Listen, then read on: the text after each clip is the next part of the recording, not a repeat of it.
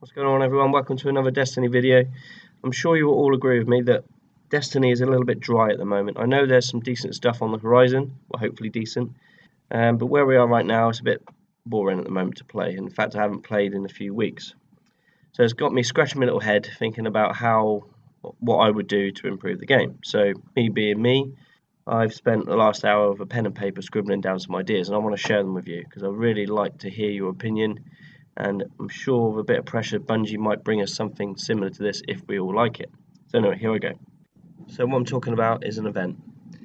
This will drop the same as Iron Banner and the faction rally, so it'll be every few weeks, every month, however long. And this event will be a PVE event, and it will be a Horde mode. I know there's been a lot of talking about Horde modes recently and about how it would work within Destiny, but this is something a bit different, so stick around and see what you think.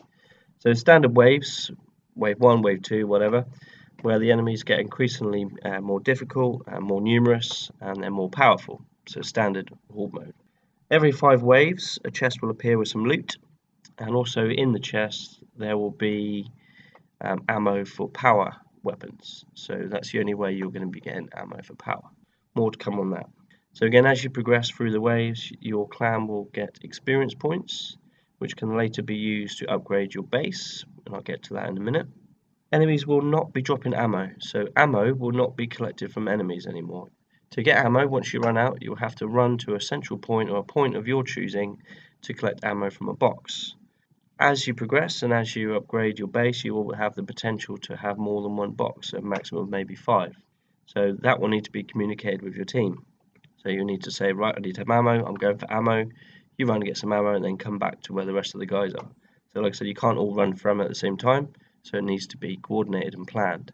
So the enemies, like I said, will not drop ammo, but they will drop occasional power-ups. So I got this idea from Call of Duty Zombies. So the way I see it working, every now and then you'll get a power-up drop.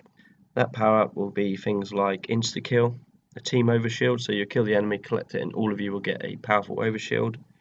There'll be a power-up which repairs the shields to the doors, so I'll get to that a bit more later on, but basically all the doorways into your base will have a shield rather than a door.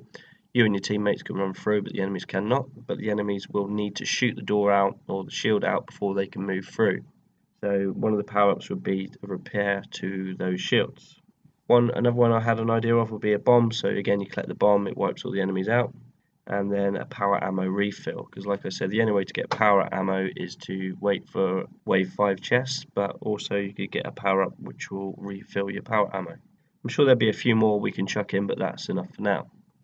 So the enemies will attack from all sides, so your base will basically be central to the map, and there'll be spawn points to the north, south, east, west, so they can attack from multiple directions.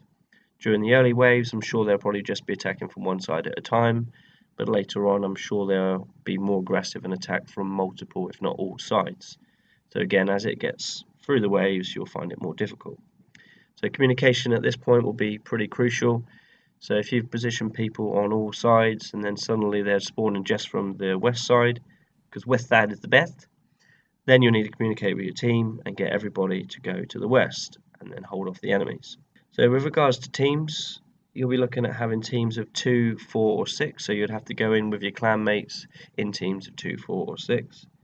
Again, obviously the more people that's there is going to affect the wave system, so it'll be more difficult the more people are there.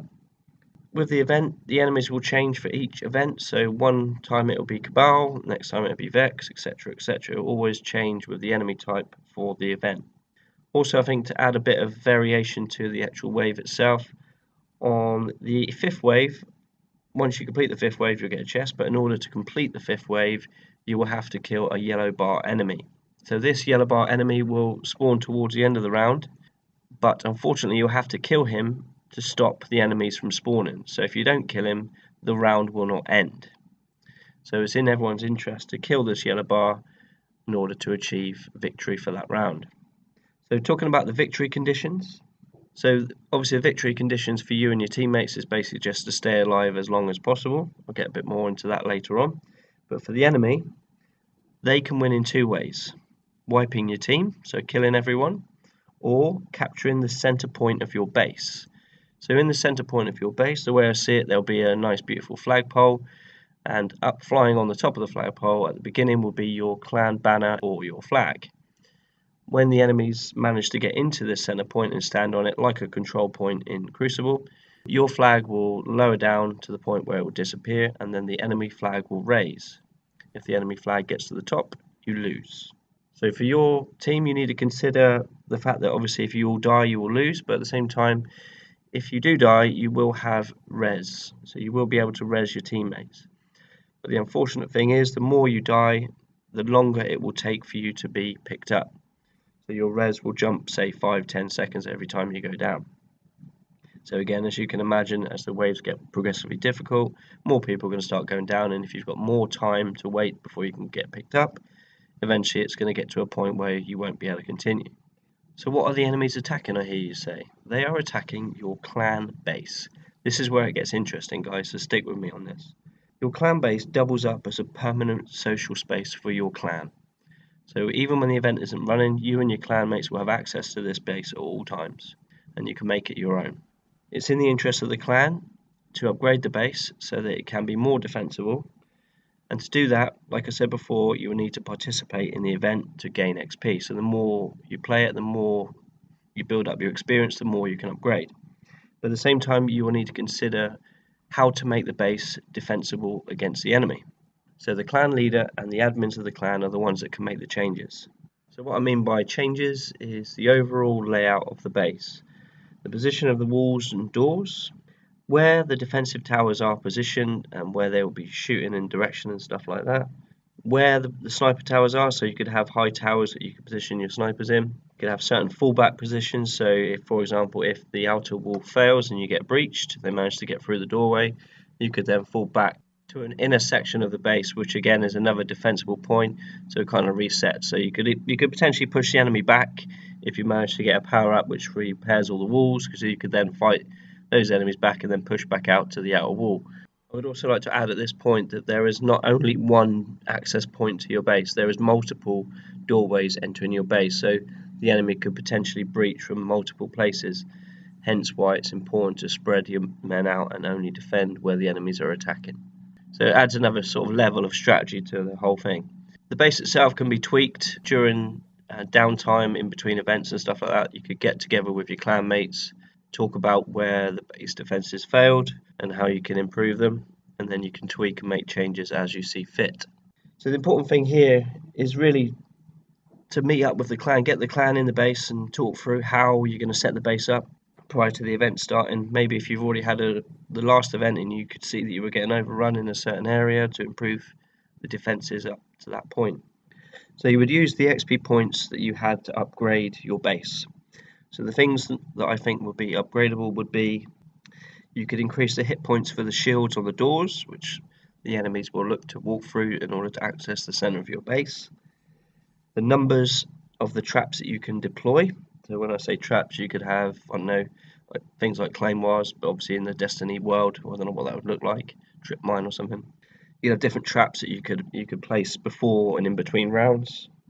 You can increase the amount of ammo boxes that you have available to you and obviously position them. And you can increase the number of walls that you can build, so then you can eventually make a bigger base which will be more defensible. Another improvement to the base would be to improve your defensive towers. So you can have different types of defensive towers which are then upgradable in power and hit points, because obviously the enemies will potentially be shooting these to damage them. So if you can upgrade the hit points, they should last a bit longer. So like I said, you can have different types, maybe cannons, rockets, I don't know, beam cannons, stuff like that. So all different types you can have. And also you can increase the numbers of defensive structures that you can have as you progress through the levels of upgrade. So some other ideas I've got for upgrades would be cosmetic stuff like visuals, but also stuff to do for you and your clanmates. One very good idea which I've got involves a weapon range, so a shooting range, but with a bit of a difference.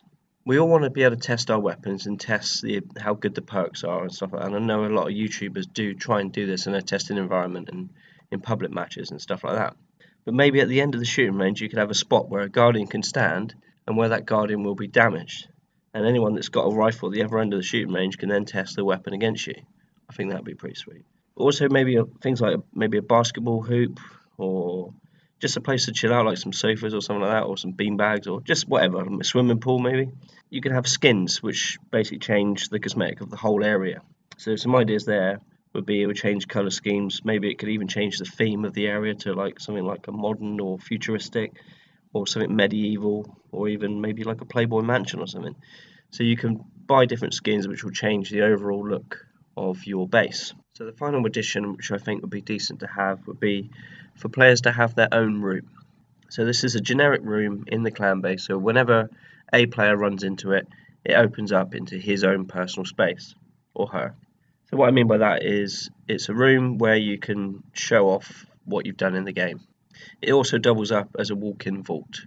So you've got all the weapons that you want to display. You can have maybe, I know, 20 weapons on the wall, so you can show off what weapons you've got. You could also have a section which has got all of your favourite armour pieces, so maybe you could have some armour stands or stuff like that. So as the clan is progressed with XP on the event, you can use the XP to unlock different stages of upgrades for your own personal space.